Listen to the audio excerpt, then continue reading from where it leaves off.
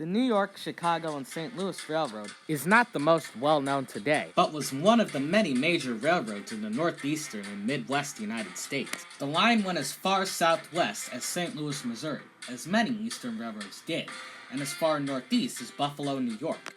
The NYC and SL was more commonly known as the Nickel Plate Road because of an 1881 newspaper writing an anecdote about the line's initials, NYCL, as well as complimenting their high-quality track, which was like nickel. The Nickel Plate was the last major railroad to reach the city of Fort Wayne, Indiana, and they ran right through it. Their high-quality track, as well as their well-designed steam locomotives built by Berks, the American Locomotive Company, Baldwin Locomotive Works, and the Lima Locomotive Works, all helped them compete against bigger railroads in the area like the Pennsylvania Railroad, the New York Central, and the Erie.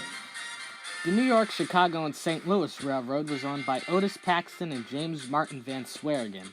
The pair was in charge of the Advisory Mechanical Committee, and they owned stocks of other railroads in the area, such as the Chesapeake and Ohio, Hocking Valley, and Para Marquette. The Van Sweringen brothers' AMC railroads were behind some of the great modern steam locomotives that came around just before the rise of diesels. The Lima Locomotive Works in Lima, Ohio, was known as the watchmaker of steam, building some of the best and most well-known locomotives in all of the country. They were the ones behind the New York Central's 482 Mohawks, the Southern Pacific series of GS-Class 484s, the building of the first prototype Shea locomotive, and the Chesapeake and Ohio series of 2666 Alleghenies, among others. Lima was also behind the superpower steam idea. The basic thought process of superpower steam was that if locomotives had a bigger firebox with more steam, they could produce more power, but have bigger wheels to produce more speed. The idea arose during the early 1920s, when America had just come out of World War I, and with a growing economy, more power was needed to transport more goods. But railroads relied on locomotives with high tractive effort and small wheels for freight, which didn't produce the speed needed to get places on time, and vice versa for passenger trains. So the folks at Lima decided to just take smaller locomotives and basically make them bigger, so they could produce more steam than needed to be distributed evenly for speed and strength.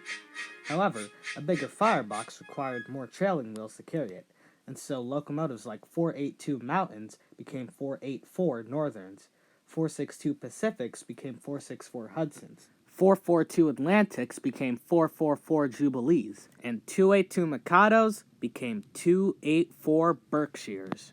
The Berkshires were named after the mountains they were tested on by the first railroads that ordered them in 1925, the Boston and Albany, which were built by Lima. They were very successful. The first Van Sweringen Berks went to the Erie Railroad in 1927.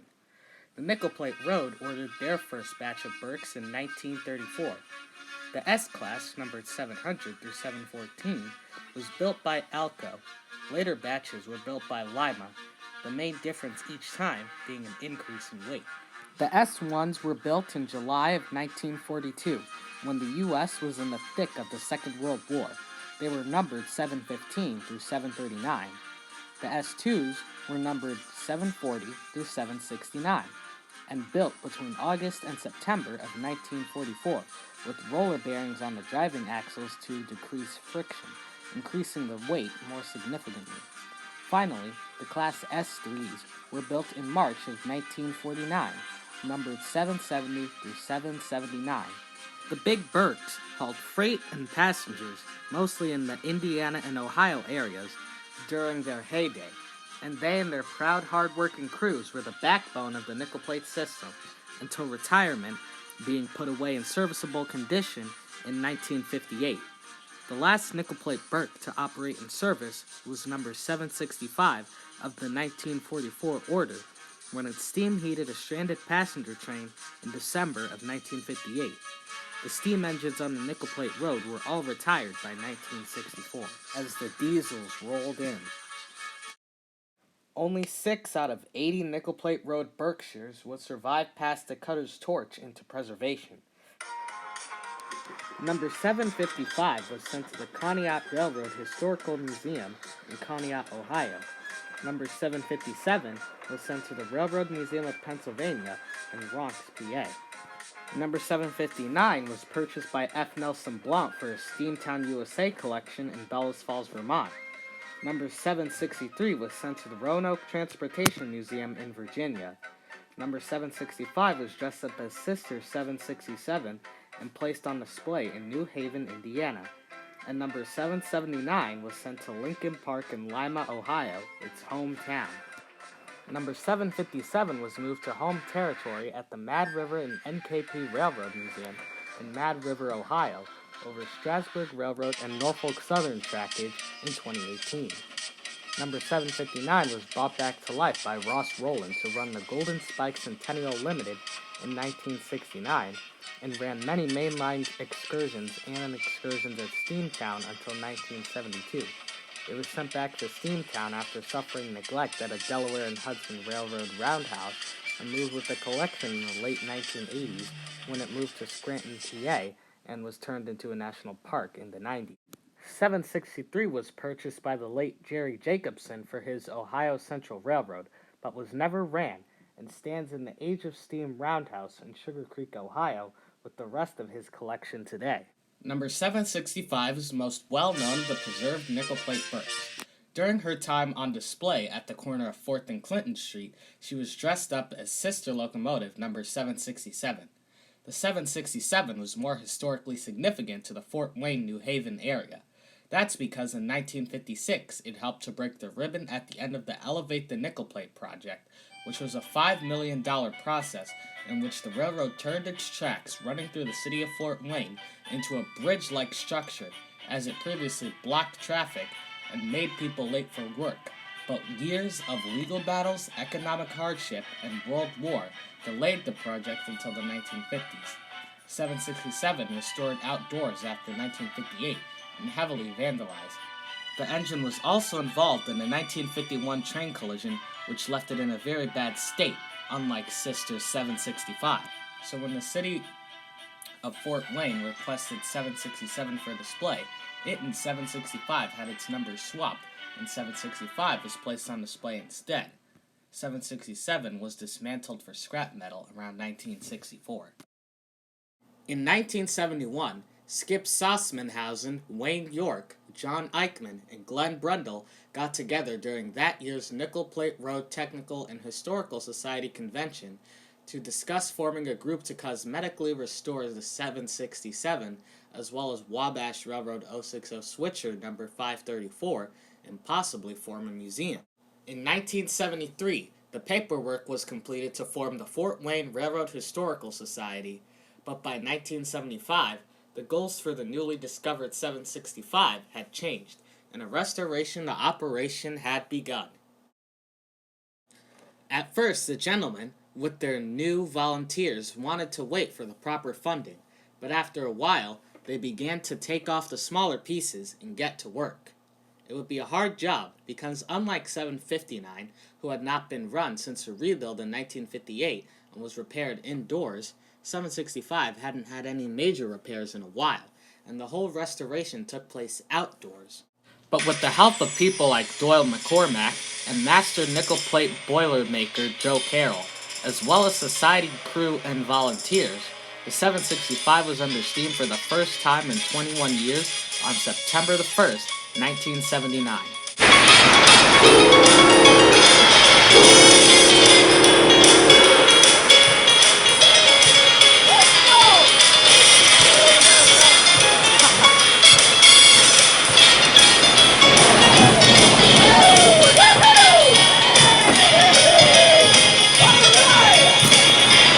She was the first mainline steam locomotive to be restored and operated by an all-volunteer group. This was an impressive feat, as it had been done with no significant financial backing, no roof over it or concrete floor under it, and only the idea of what this great locomotive would be like running for a new generation under its own power. In 1980, 765 was broken in on helper service in Ohio on the Toledo, Peoria, and Western Railroad. She didn't perform well at first due to using a bad lot of Illinois strip mine coal, which was usually made for stoves, which releases heat slowly and not in a quick release like is needed for a steam engine. Jerry Jacobson was able to get some East Ohio coal, which made the engine perform as good as new. And that summer, 765 would pull passenger excursions and the occasional revenue freight train on the TP and W system until being put down in 1981 for more work to be done. Meanwhile, the Southern Railway was operating their own steam excursion program. Excursions were mainly run with their own 282, number 4501, ex-Texas and Pacific 210-4, number 610, and ex-Chesapeake and Ohio 284, number 2716. 610 would be sent back to its hometown of Fort Worth, Texas in February of 1982, and today stands at the Texas State Railroad. Also in 1982, 2716 would be put out of service with a cracked firebox, and 765 would be called to the rescue, running 42 trips that year, putting the Fort Wayne crew on the steam excursion map. 765 would not be needed by the 1983 steam season, as Southern had merged with Norfolk and Western to become Norfolk Southern, and N&W 611 had been brought back to life during that time. 765 would occasionally return to NS rails, as well as operating on Conrail and performing at NRHS conventions. She would meet up with the likes of fellow nickel plate excursion star 282, number 587, Reading Blue Mountain and Northern 462, number 425, and Perry Marquette 284, number 1225. The locomotive would travel through states that normally never saw mainline steam, like New Jersey, New York, and Kentucky. Her most popular trips were the New River trains in West Virginia during the 1980s and early 90s, known as the finest steam excursion in the East, where it could pull up to 30 passenger cars through the West Virginian and Blue Ridge Mountains. During the last run of the New River trips, the engine was disguised as a Chesapeake and Ohio Kanawha and ran as 2765 in 1993. She would be put in storage for a rebuild in 1994. Ironically, during that time, C&O 2716 would be leased by the Fort Wayne Railroad Historical Society to run short excursions out of Logansport, Indiana. But 1996 rolled around, and 2716's flue time was up, and the Fort Wayne Railroad Historical Society had to decide between getting 2716 new flues to operate for another couple of years, or get a like-new engine out of 765. Eventually, 765 was chosen, and 2716 was sent to the Kentucky Railroad Museum and is under restoration and operation today. The society would have financial troubles at first, but by 2005, 765 was up and running again and operating at FWRHS open houses. In 2008, she found her way to the Hoosier Valley Railroad Museum in North Judson, Indiana, and the Cuyahoga Valley Scenic Railroad in Ohio in 2010. In 2009 and 2014, she would travel to Michigan's Steam Railroading Institute for TrainFest with Resident 1225 and other visiting locomotives. And in 2012, Norfolk Southern would invite 765 to their 21st Century Steam program. She would be the first steam locomotive to travel through many of her stops and years, even making a historic trip over Pennsylvania Railroad's Horseshoe Curve.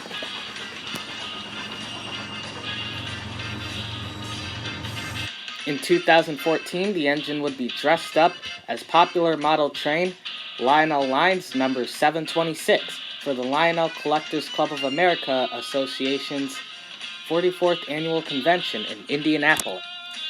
2015 would be 765's busiest year yet. It would travel to Pennsylvania and go along Reading Blue Mountain and Northern Trackage and meet up with 425 again. Later, it would go to Steamtown NHS's Railfest, where it ran excursions through the Pocono Mountains and reunited with sister locomotive number 759. After the steam program ended, 765 would run on the Illinois Commuter Railroad Metro, running that year's varsity trip from North Glenview to Janesville in 2016, and the Joliet Rocket from Joliet to Chicago in 2017 and 18. Both the Joliet and varsity trips would hit up to 70 miles per hour at some point. The same Amtrak policy that hindered the 611 would end Joliet trips for 765 in 2019, although she still operated at the open house and on the Cuyahoga.